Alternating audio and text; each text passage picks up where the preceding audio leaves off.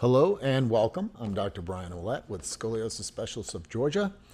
And today I want to talk to you about surgical intervention. So, a lot of patients call on the phone and they've been recommended surgery for their child. They don't know what to do, they want to avoid it at all costs. So, in the United States, surgeons will recommend surgery, an aggressive surgeon over 40 degrees, a little less aggressive over 50 degrees. In that range, we recommend surgery. And so, again, I'm going to give you some opinions after treating scoliosis patients for literally 28 years and seeing who can function. I have patients that are 10 years post treatment that come back to me. So it's got a lot of data and see how people function. So basically, for me, and again, my opinion is surgical intervention is sometimes necessary if one, it's affecting the heart or the lung, and you can't change that. Two, if the child won't be able to function as an adult, and that could mean a lot of problems with shifting on any plane from coronal to sagittal planes, which can cause a lot of pain in the future, a lot of degeneration, a lot of arthritic changes. Or maybe that child's just going to look in the mirror every day and not like what they see, and it's going to affect them emotionally. And so there are different reasons to do surgery. I don't think there's a number. And my opinion is there is no number. So at St. Justine's Children's Hospital in Montreal, Canada, we had 65 researchers and scientists doing a study on a certain type of dynamic brace. And through that, we were also seeing research on what affected heart or lung, and we didn't see anything under 60 degrees that was really affecting the lung. So, is it necessary to do a surgery on a 40-degree spine or a 50-degree spine? In my opinion, maybe. So what I mean by that is if the patient is shifted off the midline quite a bit. So if you draw a vertical line from S1, which is the center of the pelvis, you're right in the sacrum, and the spine sits right on top of that sacrum. If you draw a vertical line right up, how far off that line is the spine sitting? Is it way over here and you can't bring them back? They have to have surgery. They can't function like that as an adult. They're walking, down the street on this angle, creating this shearing effect in the L5, L4 discs, creating a lot of pain. And as an adult, 14, 15, that might not cause any pain. But if they can't function as an adult, then it's better to do the surgery as an adolescent. They'll get more surgeon and be able to get more correction. But it's not just because it's a certain degree. So the idea is when we're managing a scoliosis case and it's an adolescent, and we want to know, can we avoid surgery, is can we create a balance to the body, a balance to the spine?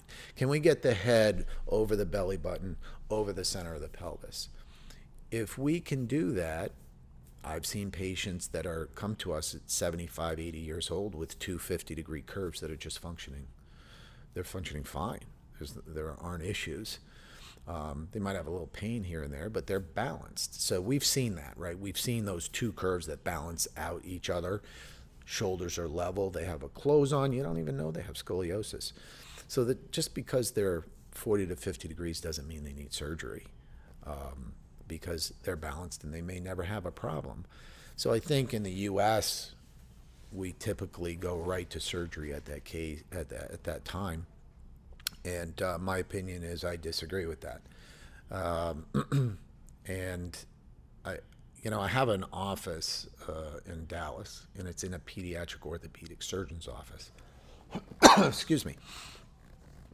And I had a case that I thought might need surgery. I thought, this child, we might not be able to balance this out. And so I called the surgeon in and I said, I think this is a surgical case. And The surgeon looked, did the exam, examined the patient, and said, called me out. He said, "Is it possible to do this? Can we balance him here and move him here and derotate this?"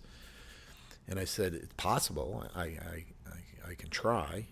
And he said, "I'd rather not do surgery on that case if I don't have to." And then later on in the evening, we were having dinner, and I said, you turned down a surgical case today that clearly could have used surgery. And he said, "If you don't have to fuse a spine, you don't." And that I really took that to heart, right? And you don't. If you don't have to fuse it, don't fuse it. And but listen, there's many cases that come to see us that it's too late. We can't help them, and they need surgery. And we happen to be in Atlanta. I know some of the best pediatric orthopedic scoliosis surgeons in the country are here in Atlanta, and we give you a referral over to them if it's necessary. On the other hand, if there's any chance that we can avoid that surgery, we'll take it. We'll do it. And then when it comes down to, hey, it's time, then we'll send you for surgery. So in conclusion, today, when we're talking about surgical intervention, we all know there are risks, but nowadays, with the machines they use and the surgeon's expertise, if you find the right surgeon, these complications with surgery are very low. So we don't want to be too concerned with that. Obviously, any kind of surgery, it could be a surgery on a ligament in your hand, and there's a risk. There's risks with everything, but it's a low incidence of problems with scoliosis surgery nowadays, a lot less than it used to be. But again, there's still 6 to 9 hour surgeries, and if we can avoid them, we do, and that's what we do here. And so feel free to give us a call if you've been recommended surgery. I'd like to see the x-ray. I also need to see the patient, right? So I need to see the flexibility of the spine. That's another category, something we look at that says, this patient came in, big curve, but very flexible. And when we move them and shift them, they move back to the center line. The curve opens up. We just this week, in fact, we had a 47-degree curve, recommended surgery, very flexible spine. After bracing, I'll get it down to 35. That's a dynamic brace, not a rigid brace. If we put her in an overcorrective rigid brace at night, we could probably get that curve down to 20 degrees. But will that hold? That's the key. So 47 goes to 35. If we can hold that, that's why we use a dynamic neuromuscular reeducation brace, so that then when we take the brace off, the correction holds. It usually takes about 18 months for that muscle memory to occur. So give us a call, scoliosisfix.com. We have 2 doctors here. You talk to our assistant, Jennifer. She'll answer questions for you. She gets your name and number. She'll take some information from you, age of the patient, menses, any kind of data that you might have. An x-ray always helps if you want to do just a phone consult, or you can come into the office and we can do a consult and x-ray and explain everything to you and give you your options at that time.